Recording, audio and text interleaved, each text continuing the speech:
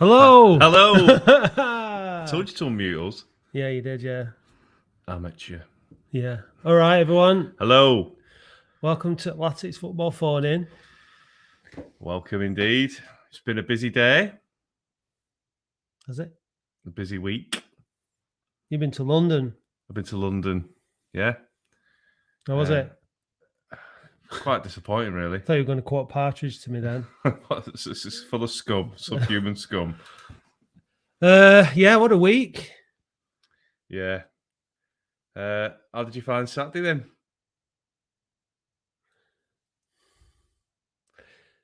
It didn't really kick in until a day later. Sunday was when I felt really kind of down about it. I got really angry Monday night. Sunday, I was like, oh, well, it's just one of them things. And then it's like, no, actually, we're relegated to the National League. And just what happened on Saturday and having to leave the ground, the game being played, it was just really, really heartbreaking. I was heartbroken on Monday night. I was absolutely devastated. And then Tuesday, I was devastated.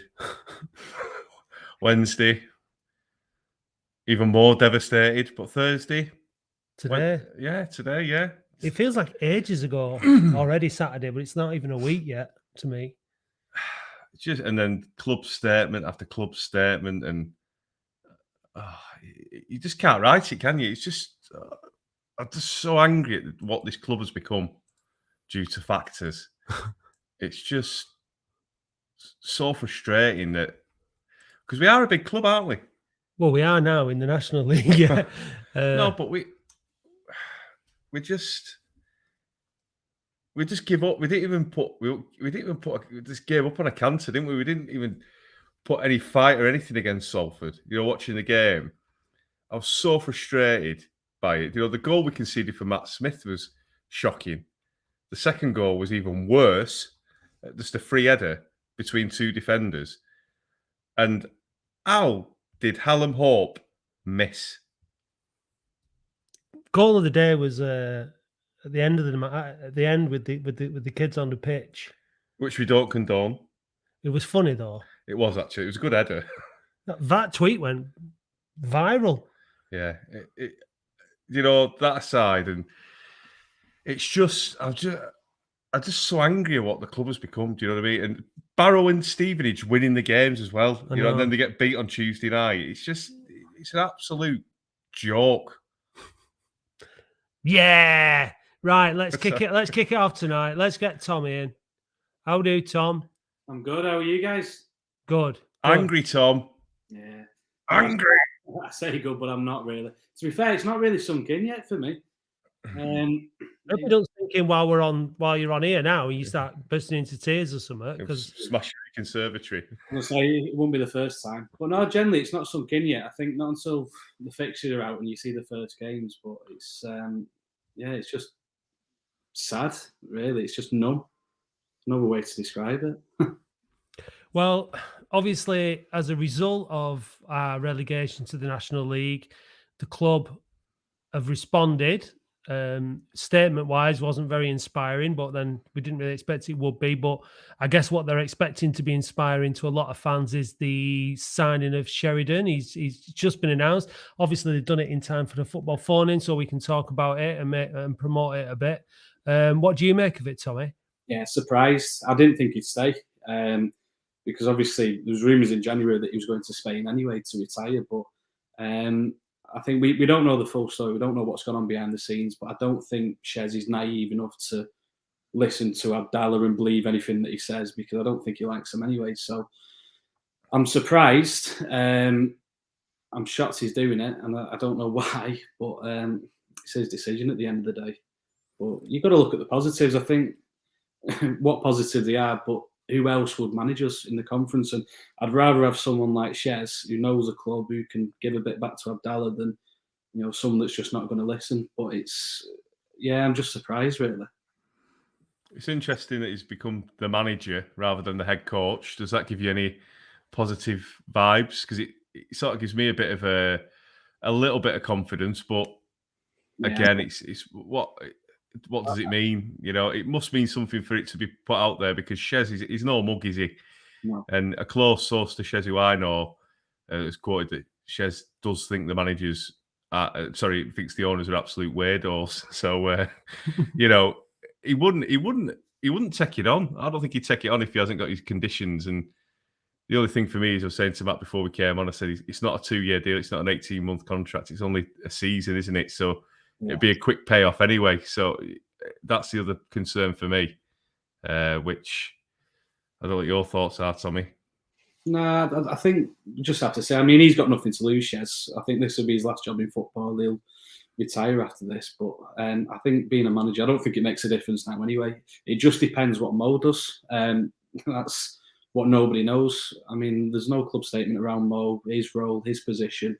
I don't think Shez wants him. I don't think he wants any of the players. I don't think anyone would. I wouldn't be surprised if Shez brought his own man in. I think that would tell you a bit more in terms of where the club's going to go and what Mo's position is. But is that going to happen? And is that going to be long term? Because you know they're just going to get involved eventually. So what's your position in terms of attendance next season? I'm going to go to the away games and stuff, and maybe the odd home game, because I miss it. I only live down the road now anyway. But it's just soulless. I mean, I took one of my mates on Saturday, and just throughout the game, you just talk about the atmosphere, and there's nothing there. I mean, he's a big Birmingham fan, so he's been to plenty of grounds up and down the UK watching them, and you can see the difference, and you can clearly see it with Latics. There's just nothing there, and you compare it to 10 years ago, even when we had guys like Lee Johnson and Dickoff, it's a different place. It's a different atmosphere, and it's not nice to be around. And every game feels like a pre-season game to some extent until something happens or there's a goal or whatever. Well, that was definitely true before Shez came in, wasn't it? I think. Yeah, I think since Shez has been back, I mean, obviously the atmosphere has been a lot better at Boundary Park. We've had a statement from the Atleticos already that they're not going to be attending. So I think already the atmosphere that you're describing is going to be back in place. Yeah. National League, we'll get a good away following from Notts County and from Chesterfield, depending on whether Wrexham go up or not. But there's not going to be Halifax. Maybe might bring a couple, but it's going to be grim, isn't it? There's not going to be many fans in the ground, I don't think, based on what we've seen so far from comments on social media. No, that's it. And where does the club go? But I think Shez said in his interview today that fans will come back if we're winning. I don't think they will. I think a lot of people saying it. You don't know until it happens ultimately. And I think we've got to go off is the last season. And I think when Shez came back, fans came back, and we did start winning a bit. But when it dies down, fans disappear again. It's going to be common. But we're going to have to see. And I think if fans want to stay away and you want to cut finances to him, you've got to stay to the words. No matter how tempting it is, you've got to stay away. So, but it's hard. It really is. I saw it against Carlisle when we got beat off Carlisle. I think, what do we have, about 8,000 there? The week after, 2,000 had gone because we've been beat. That's it's not fickle, is that the right word? But they were just on the crest of a wave, weren't they? Because Shez were back, they got beat, and then they just went, and it was just like, and it just got worse and worse and worse gradually. Mansfield, Exeter, it wasn't the buoyant parade that it was. Even the Atleticos, like against Bristol Rovers when we won that game on the Tuesday night, they didn't stop singing. Even when Bristol Rovers scored, it kept on going and going and going. But when we got beat off Carlisle, that was probably one of the real turning points when I reflect on it, because it just killed everything. The atmosphere, all the sort of potential good vibes that was brought in by Shez. I just think, it's going to be a tough ask for Shez now that the Atleticos aren't going to be there.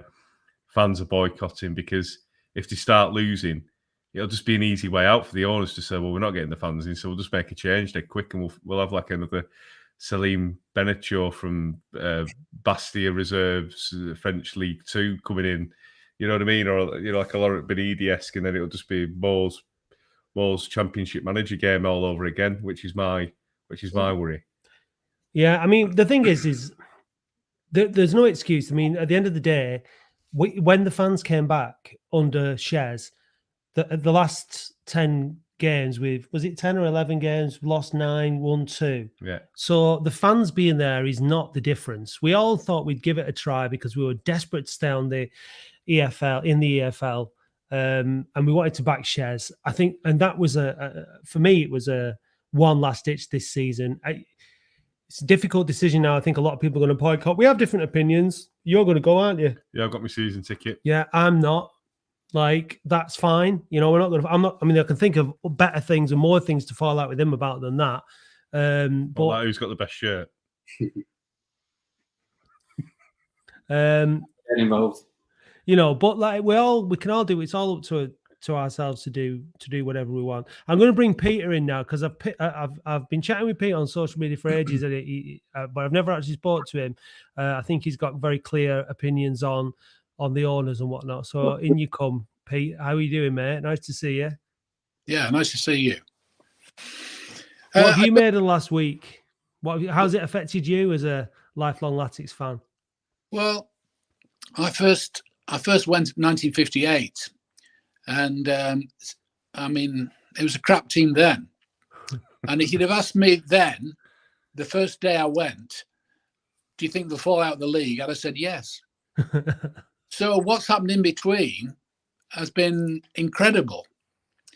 But having said that, when Abdullah came, I couldn't see any reason why he would buy the club. There's no sense. If you're a businessman, why would you buy part of a club? Made no sense. So I didn't believe in anything really from that point, and I was a season ticket holder up until they got relegated, and I stopped going.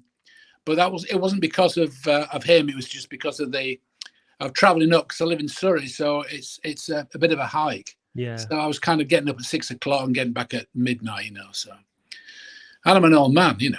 So. Well, like Tommy was saying before, Pete, the atmosphere, the football, it got to a point where it just wasn't enough of an occasion to make the effort, clearly. And I totally understand that. I respect that, people making that decision. And that's why a lot of people have dropped away over the years, isn't it? Because this is it's not a completely new thing. It happened under Corney. People started dropping away because the performances, the games were and the atmosphere was not good and not enjoyable. Boundary Park's cold, wet and windy. Like, I've been up there the last week or so to like meet people outside and talk to people and stuff. And every single day I've been up there, it's been blowing a gale and it's been freezing cold and it's spring. So like, it does take an effort to get up to Boundary Park and to sit through that stuff. So if you're coming up from Surrey, like my dad's been saying it for years. Every single Saturday, it's getting harder and harder to go in and watch it. And this season, footballing wise, it's been no exception, has it? And it's not as if there's a kind of a great pre-match, entertain. You go to some grounds and they have all kinds of entertainment and stuff. What did we have? We used to have a few girls that looked like they'd been dressed out of a lost property bag, jumping about. I mean, and that was under Corney. It was hideous. Sorry. Those players. After Johnson, really, it's just been downhill, I think, really. So, yeah. When Dickoff came in, I thought we were in big, big trouble. Because, apart from the Liverpool winning the FA Cup, that was about it. That's the only highlight and Fulham away in the FA Cup. That's probably the two highlights of the last, how many years? 9, 12. I went to it must be 9 years. Yeah. Wow. The only game I went to this season has been the Orient away game. Oh God, the Orient fans really kind of backed us. I thought they were terrific. Yeah, they were. But I remember looking on the pitch, and instead of watching the ball, I was watching the players. And there were some players who didn't know where to move to, and other players were saying, "Oh, stand over there."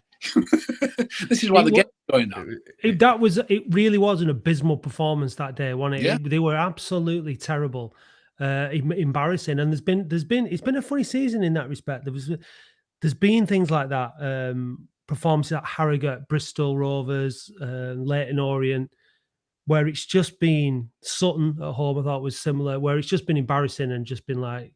And then there has been moments sort of like, fan-wise, like Scunthorpe away and even Stevenage and Rochdale, where there has been moments where you can say that you're proud to be a fan of this club or what it represents and the fan base and stuff like that. So I've been embarrassed on plenty of occasions, but I've also been proud on some. Like Port Vale, although we got beat, I was proud to be an Oldham fan that day because it was a really passionate performance. And then we put up a performance at Forest Green, which was, oh God, I can't even tell you. I don't mind. I drove 2 hours 40 to get there, but it was just, there was no atmosphere, there was no singing. Everyone was just so downbeat. I was trying to keep positive, saying we're going to stay up, but I know I was Mr. Positive, weren't I? No, but no, I don't. We didn't have a bet the other way. No, we didn't, because I'm a clever guy. You went to Hume. Yeah, I did. I went to Casky. I've got no chance, have I? I always have to check my wallet before I go. You got too much money in it. You don't notice that I've absolutely. nicked it. That's the difference. Make it rain. Yeah. No, but I do. I thought, if we'd got that goal against Carlisle that was disallowed, if we got those, last minute, didn't concede the last minute goal against Carlisle, Mansfield, and Swindon, and not miss the penalties, and sign better players, yeah, and not had a sporting director who was questionable in his signings. But other than that, I thought we were very unlucky. Really unlucky. I want to point out, Damien said, when was the last time we had a manager for a transfer window? This will be massive for Shez. But we had Keith Curl had a transfer window, didn't he? Yeah, we had January with Shez, and we signed Fondop, Topi Odebayi, and Christopher Misselin. Yeah. And did Hunt come in as well? Hunt came in before Shez arrived.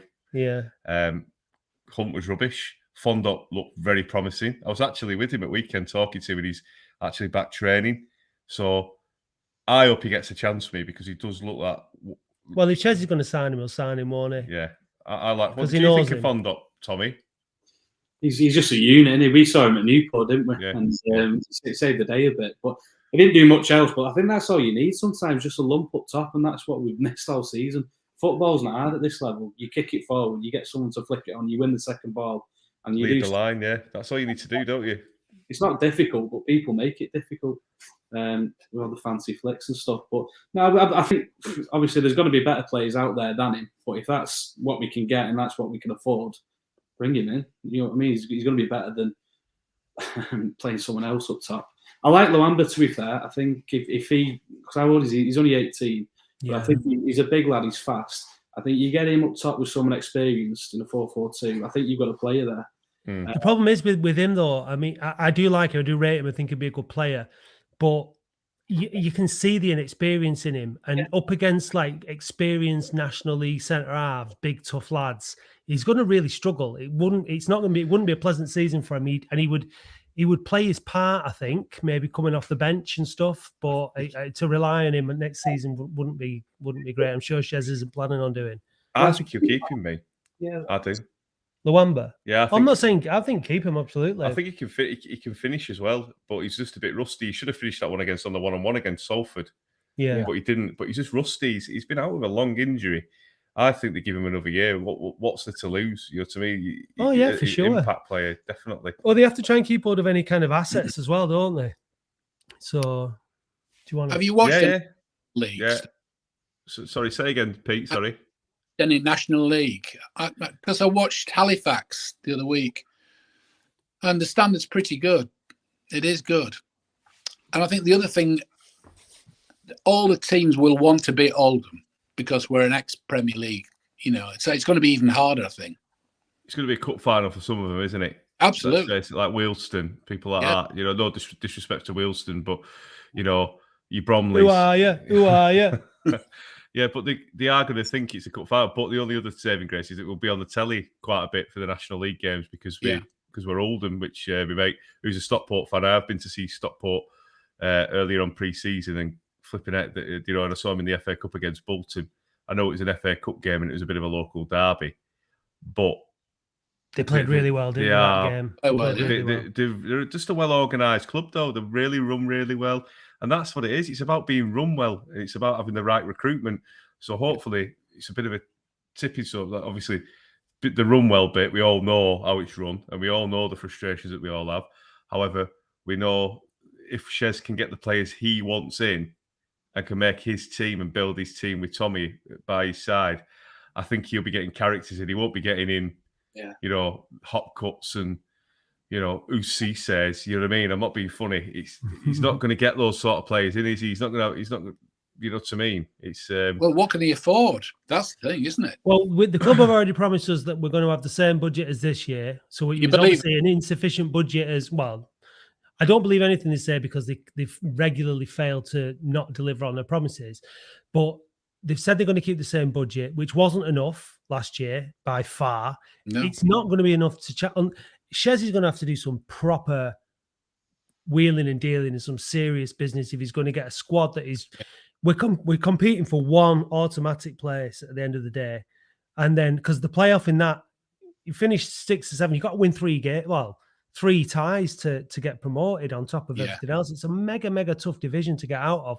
So, but like you said, whether or not it'll actually be that budget or not, we don't know. What's that, Pete? I think we'll get out of it, but I think it'll be the other way through the trap. The eternal optimist. And just before we bring the next guest in, I just want to bring what Dave wants to answer this question. Well, it's from Martin Fearon. Hi, Martin. Pardon my ignorance, but I can't recall your co-presenter's name. Dave. Well, it's on the banner there, Martin. So just it begins with D, ends with E. Dickeed. Yeah, Dickeed. Will you please ask him the reasoning on buying a season ticket? Well, twofold. Firstly, my love for Oldham Athletic was here before any owner, and I have the right to do so to support my club. And my children have just started going, so I want them to bring them into a match day experience because I don't want to be forced into taking them to City and United as and when they get older. And secondly, with the away games being with the away games going to be segregated, and there's going to be quite a limitation on away fans, as I've found being told by my friend at Stockport County. The first season they went down there, you couldn't get a season ticket for love the money, away ticket for love the money. So it's to get away tickets as well. Right. I won't stop going. I can't stop going. It's in my blood. I know that some people, it might grate on people. It might not. Mark doesn't agree with me, and people may boycott the Atleticos boycott, but that's their decision. Just going to do a quick Twitter post. Should I punch Dave? Well, yes or no? You don't have to do that after. But that's my reason, and that's all I've got to say on it. Really, I'm not going to stop going to the club that I've supported and loved for over 30 years. So yeah. Look, we all have the right to do what we want, and it's not up to me to tell Dave what to do or anybody else what to do. He's got his reasons. I think if we're going to move on, we're going to have to. Personally, we think people are going to have to make some sacrifices. That's the way I see it. But if people don't see it that way, that's fine. It's up to them. So we all have to be able to agree to disagree and respect each other's points of view, don't we? And I think that's really, really important. Let's bring. But what I will say is that I am also going to donate the value of a season ticket, an adult season ticket, to the contingency fund as well, to raise the contingency fund for the OASF, which is the honourable thing to do. Yeah, I definitely would have hit you if you weren't going to do that. I bought my season ticket for 37p this season. No, I didn't really. No, but that's what we're going to do. Rip off. Yeah. Let's bring Wildy in, not Pete Wild. Cliff. All right, Cliff. Hi, good evening, everybody. Thanks for waiting, mate. Saw you on telly, Cliff. Yeah, 15-minute interview, and I got one line. Yeah, that's the way it goes. So that was probably enough, to be fair. That you were on the BBC Breakfast thing, weren't you? When the BBC Breakfast had preempted our relegation and sent a camera crew on the Friday before the Salford game. Yeah, because the guy who did the interview, I was asking him when it was going out, and he said, "Oh, it's all go down." So that was a day after. Oh. Yeah. Were you expecting us to go down on that Saturday, Cliff? No, I wasn't. I thought we'd have got something out of the Salford game, and I also thought Bauer and Stevenage both wouldn't have won. So I was expecting to go down against Tranmere, to be fair. Yeah. Has anyone here got a ticket for Tranmere? Is anyone going? I've got a ticket, but I still haven't decided if I'm going yet. Still going. There's many, about 16 of us still going, and none of them have been all season. So that tells you you have to go. So everyone's just out, I think. Oh, I've got one for a prize, and I've got a question for for a watcher or viewer or caller in. So we'll be doing that at about 7:45. So Ooh. there'll be a prize for a free ticket to Tranmere. Chicket. Ticket. Free Yeah. ticket. Oh, a surprise quiz. Yeah. Didn't know about that. We should have asked about that at the production Should meeting. have asked for Should permission. put that on the list. It's all right. We don't have a list. We don't have a list, do we? Well, I do everything else to get the champagne ready for all the guests in the green room. Yeah. Well, Well, do Tom's literally in a green. You pressed the buttons and you left us on mute at the start, so True. don't start True. throwing it out. It's true. Cliff, how have you felt about relegation? How's it? When did it sink in, or were you already for it? Or what? Okay, so just quickly on Saturday, I don't live in Oldham, so I drove to the game. And after the game, I was there on my own. My lad normally goes, but after the Northampton game on Good Friday, he just couldn't face it. So parked up in the Greyhound, walked back to the Greyhound, had a beer, drove home to where I live, and I dug out a Latic shirt from when I was in the Premier League and just wandered around local pubs in my Oldham shirt, getting pissed. Woke up Sunday just feeling absolute shocking, and that's when it sunk in and you're reading everything, all the stuff on Facebook and all that, and I was just sick to my stomach. I watched them not as long as is it Pete? Not watched them as long as that, but I've watched them a hell of a long time. 1970, my first game, and I just gutted, like all of us, just absolutely gutted. It's hard to put into words how crap I feel about it. Has anyone been surprised by the amount of news coverage and media coverage that it's got? And because it has been big news, hasn't it, this week? Yeah. Yeah, and I've been impressed with supporters from other clubs. Yeah, and their support as well. But it's been all everywhere, hasn't it? Been on radio, TV. Yeah. I think there is a lot of people of a certain age anyway have a lot of time for Oldham. People that remember us back in that glory era, back in the late 80s, early 90s. We were like people's second favourite team for a while. And I think that's stuck for quite a long time. But I mean, it's just one of those. We're always the team that they've not won for 8 games on the bounce. You go to Oldham and you win, and now we're the first relegated team that's made that massive drop. And let's be realistic. It's not like we're the first team to have gone from the top flight. Notts County were in the top flight the year before we got, or the same year we got promoted, weren't they? Yeah. And they've gone from the top flight to the conference. So we're not, there was football before the Premier League. I think the thing is about that, and Bradford obviously, Bradford haven't been relegated to the conference, but like, I think it's more to do with the fact that when the money came into the game, wasn't it, the serious money. Yeah. And to be fair, we never capitalized on that, did we? We never got the big money. We weren't in it long enough, and we didn't. After we got relegated, we didn't get back into it, so we just dropped.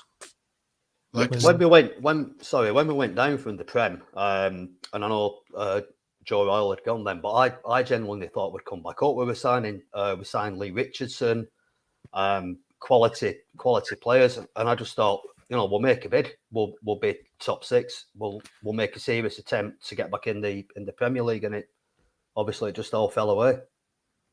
Yeah. We sort of lost Milligan, and that was it, wasn't it? Really, it beat Charlton 5-2 on that opening day, and then I think we went to Notts County. We won 3-1 and McCarthy hat trick, and then we went to Tranmere, and then we went to Tranmere and got beat like 2-1, and then went to Port Vale, got beat 4-1.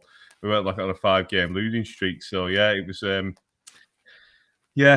it was a really frustrating season, that one, and then obviously the mass exodus, Paul Bernard, and Paul Bernard leaving, Chris Makin left the season after actually, but Jobson left, Haller stayed, but then Sharpie, the manager, came in and played a 4-5-1, and it was just the end of days, wasn't it? Really, got rid of Holden, signed Toddy Orligson.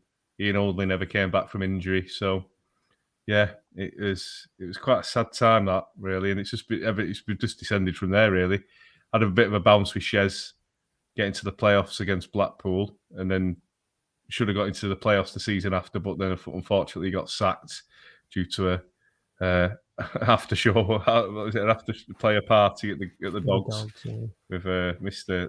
Lee Hughes.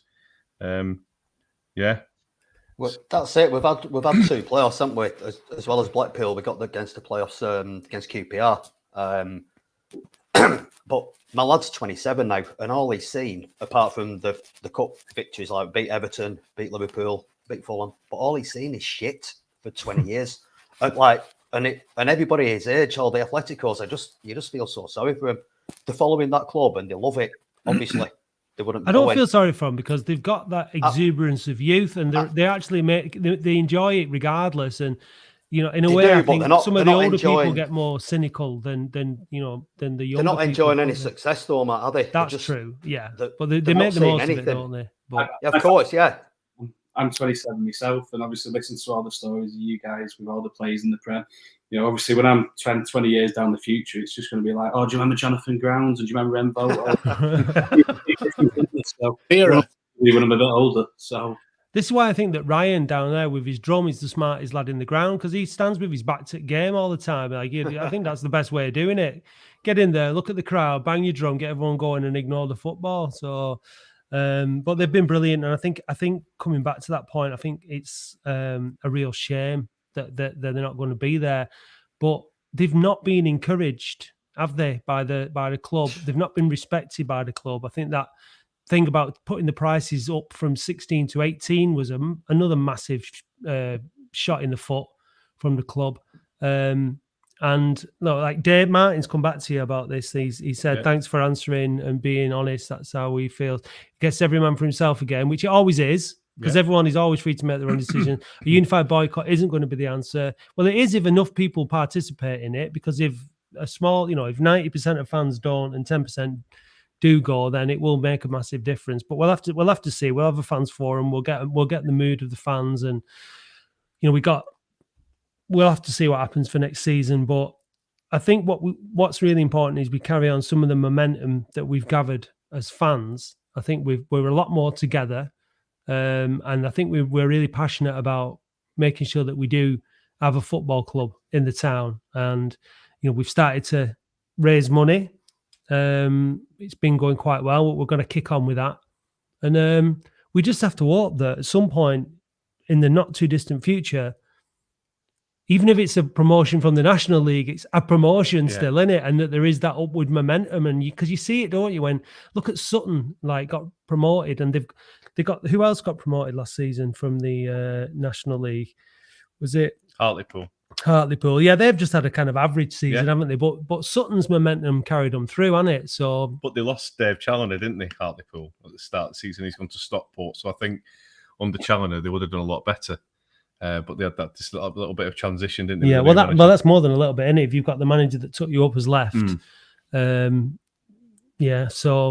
mean, but like we've said it a million times in a million different places between us, that we all know what's wrong with the club in terms of recruitment and whatnot. Maybe Shez having some freedom to bring in his own players will be enough. I'm disappointed Shez has took the job, personally. I really am. And it suggests to me that these Lemsigams, they're not going anywhere. I mean, Shez, obviously Shez ain't a stupid guy. He's took this job on a 12-month contract. If Lemsigam sells up or is forced out and we get new owners, they could well be thinking, oh, we don't want Sheridan. So I don't understand why he's taking the job. I don't get it. And apart from that, he's now, he's the face and everybody loves him, me included. So his people are going to go on the basis that Shez is in charge and he'll get us back to the promised land.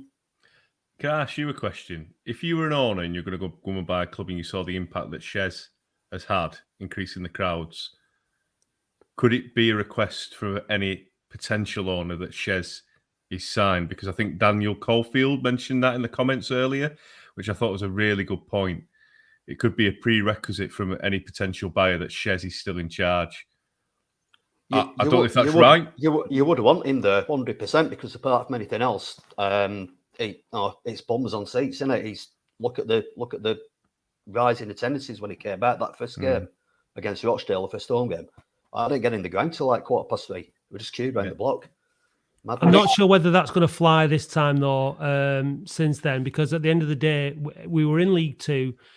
Everybody wanted Shez to have that effect. But at the end of the day, they've relegated us. Shez hasn't relegated us. I think that Shez feels that, I think part of the reason why he signed is because he feels some responsibility. Yeah. And he feels that he wants to put it right. He wants to give him the chance to be able to, under the right circumstances. And it's very admirable of him that he thinks, give me the summer, give me the recruitment, give me the budget, and I'll manage it. And fair play to him for wanting to give that a go. But at the end of the day, we all know who to blame for the relegation. It's not Shez. 2 relegations in 4 years is well and firmly the responsibility of the leaders of the club, who have half-heartedly accepted that, but they've still managed to put in their statement that they blamed the people. This has been coming for years, is what they said, basically. And that, again, they've failed to make a full and frank apology. I'm going to bring Ed in because he's been waiting very, very patiently. Yeah, thanks, Ed. And you can join the conversation now, Ed. How are you doing? Oh, hello. Yeah, all good here.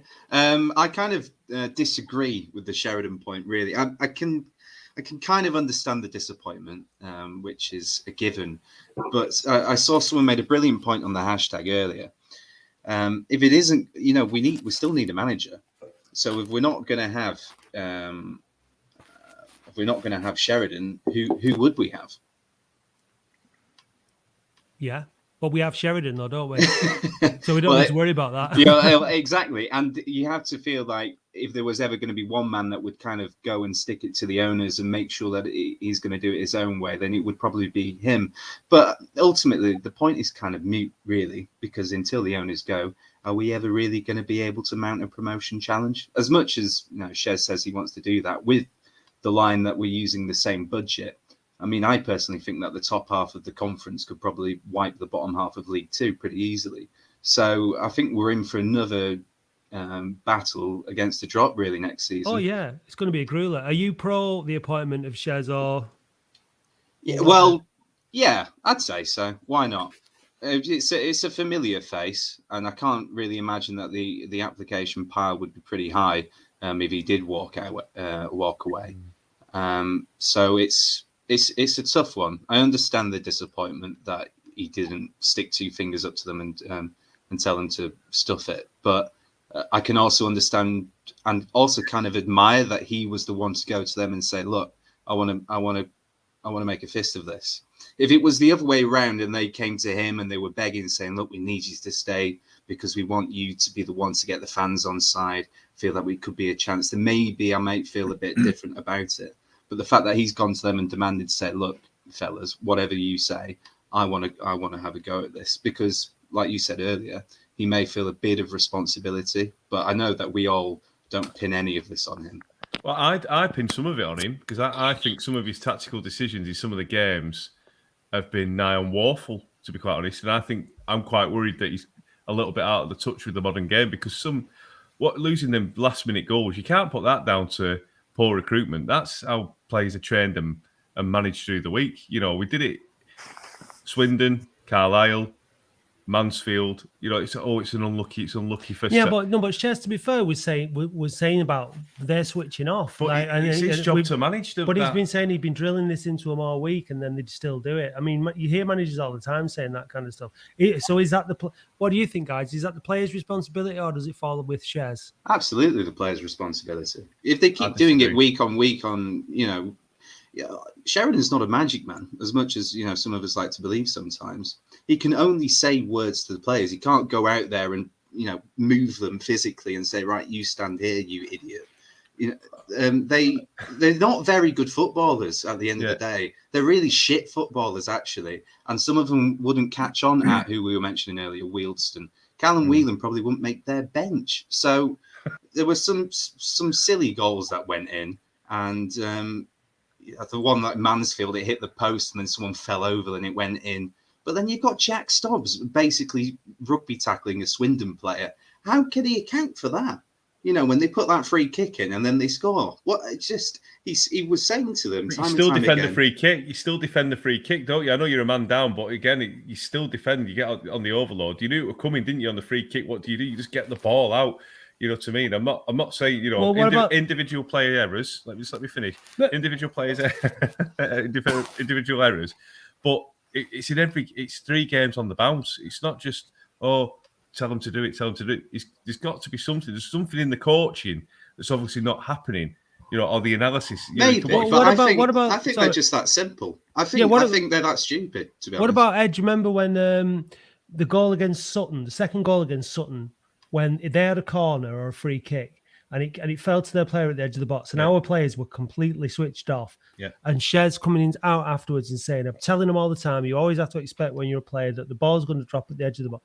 At the edge of the box, rather than it's going to get cleared away, and they just weren't ready for it, and they came down and they broke and scored at the other end. Yeah. Players have to take responsibility once they're on that pitch. They've been playing football their whole life. Yeah, so, I'm not saying it's all down to the players, though. I think it's got to be down to the coaching as well. You can't make the same mistake after same mistake after same mistake. All right, he's limited on his numbers in the squad. That might have been an issue, yeah, but. Come on, 3 times on the bounce. You know, that was 3 points that were just lost. You know what I mean? Through tactical and coaching errors. You know, bringing on Jack Stubbs to defend against Carlisle. What is going on? He took Nicky Adams off, didn't he? And brought on Jack Stubbs to defend against Carlisle when we're up against it. Nicky Adams is a better defender. Jack Stubbs is a winger. That is a tactical decision made by the manager, which was incorrect. Yeah? Don't you think? Does anyone agree or disagree? If I'm talking rubbish, you're talking. Sorry, I'm getting it. It's like swapping chairs on the Titanic.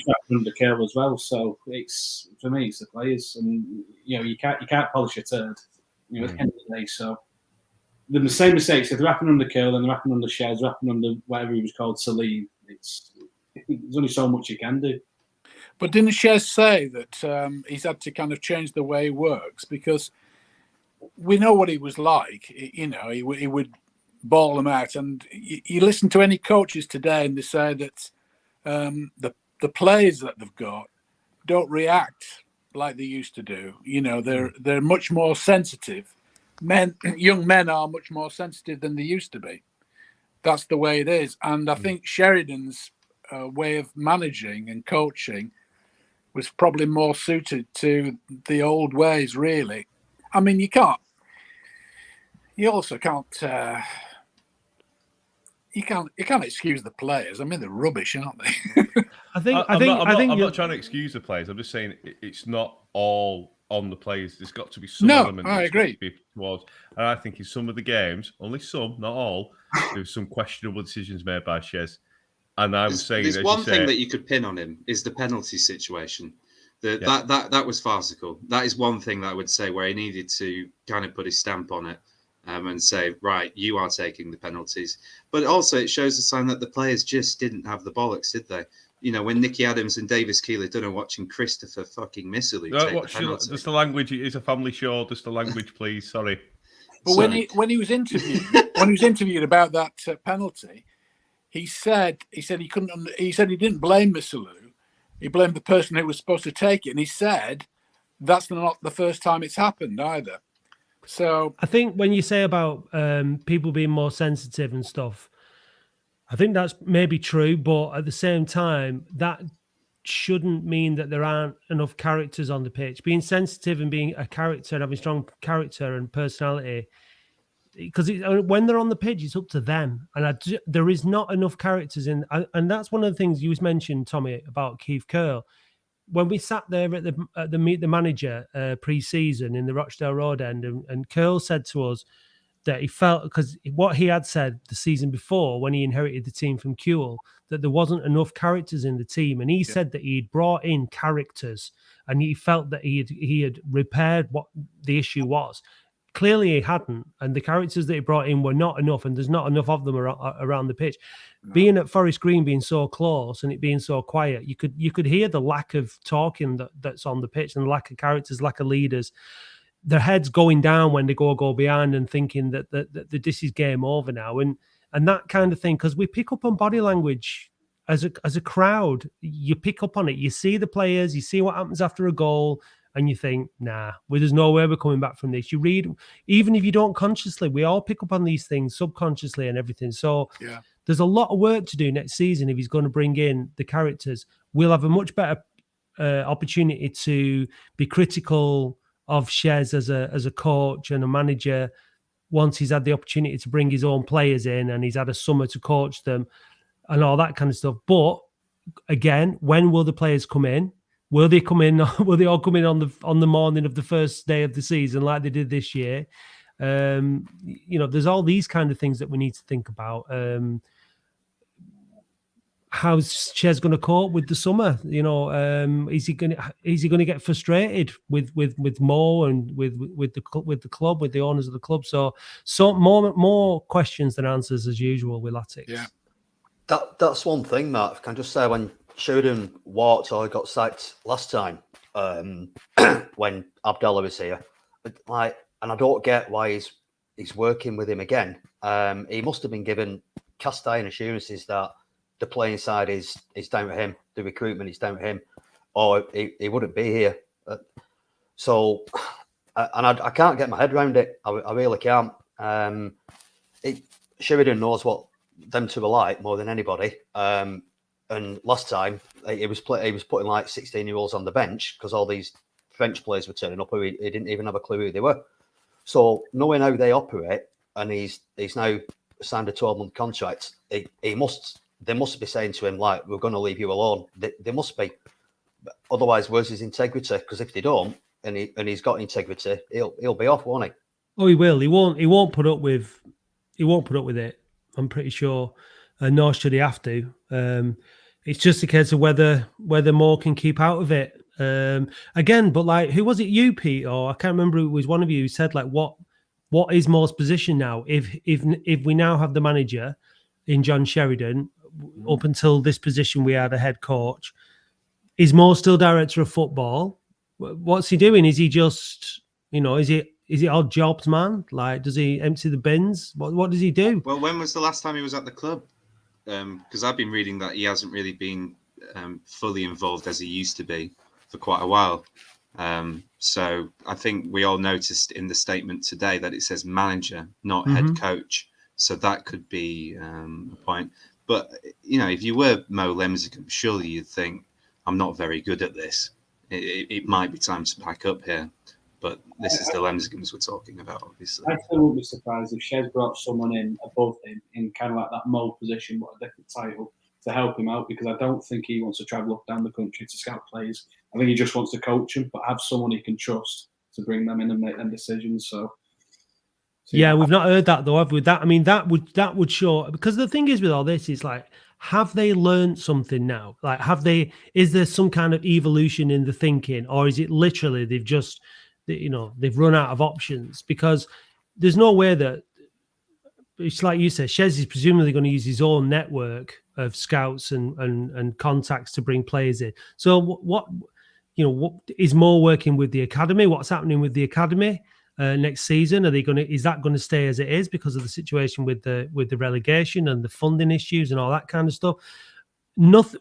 Again, it's just all guesswork, isn't it? Because the club haven't come out and issued anything. Shall we address this? Where is it? Where's it gone? Quiz time. Competition time. It's on Twitter now, so have a look. Oh, it's on Twitter. Yeah, it's on Twitter. Name the player, DM us, and we'll be in touch. And also the club that he signed from. So yeah, it's a double-barreled. It's Lala. Nice one. Yeovil Town. First one who gets it in. The first one who gets it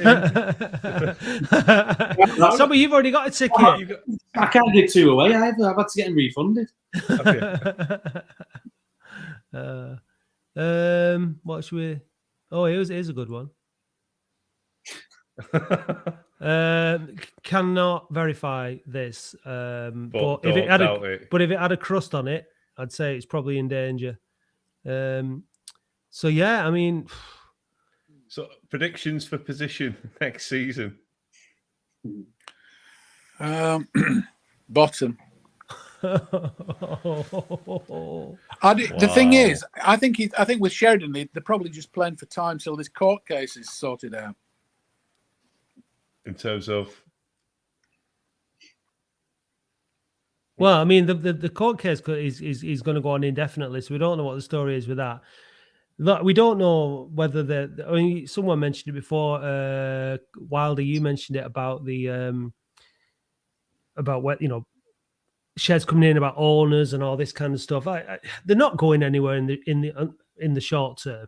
They're going to be here unless something really, really quick happens in terms of getting money together and consortiums and that kind of stuff. I don't think that the club are talking to anybody who is going to snap the club up anytime soon. I think the asking price that they put on the club is probably to suggest that they're not actually planning on selling it at this moment in time. Because if they were, then surely they'd be a lot more reasonable in their asking price.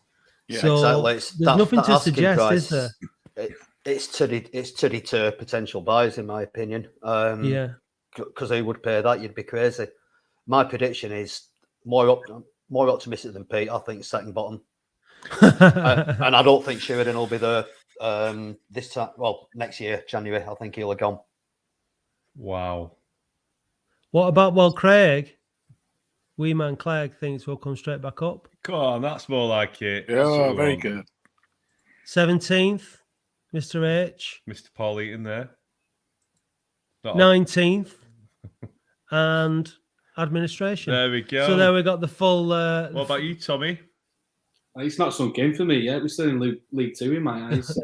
Well, we've still got 2 games left. We keep forgetting, don't we?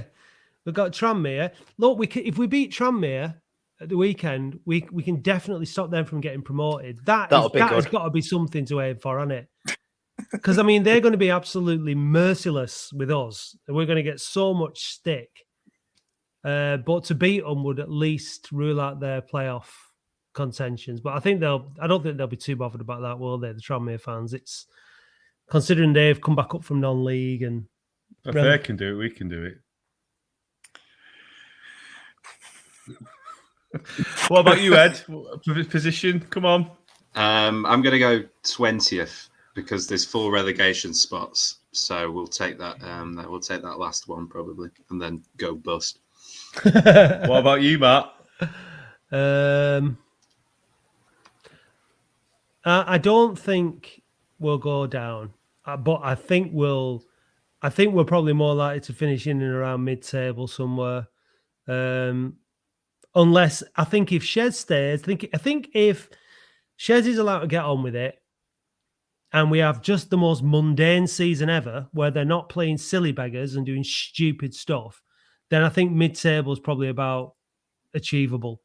But you never know what's going to happen, do you, with Latics? You just never know. That's more like it. I think we will get in the playoffs, and I think we'll win the FA Vars. Yeah, you thought we'd stay up.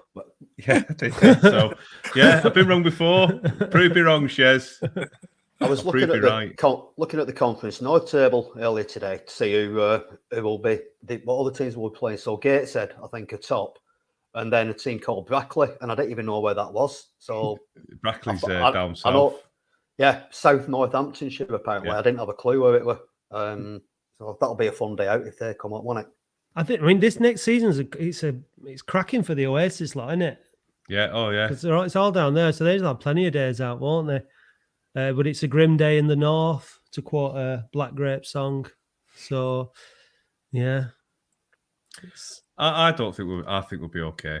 I do. If Shez can, as we said, if Shez can make his signings and his signings alone, then I think we'll be in a lot better position than we were under Curl, Salim, and Kuehl. What Ed, have you renewed your? Can we afford though? Like similar kind of standard to the ones that we got this season. Oh, good. Shez will have the power of persuasion, won't he, to try and get the players in, won't he? Hopefully, he's been around the block. You want to play for Shez, don't you? Do you know what I mean? Which players do you think Shez will want to keep? Unfortunately, all the ones who are leaving, I would think. I think he'll have some sort of affinity to Nicky Adams, which I don't think is the right decision.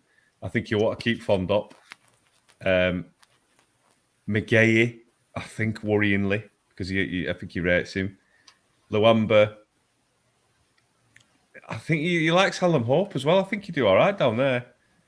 So I think he just needs to. I think he just needs to completely turn that midfield. I think he's got to work on the midfield and work on the back foot. And Rodgers as well. I think he'll want to keep Rodgers. Samart?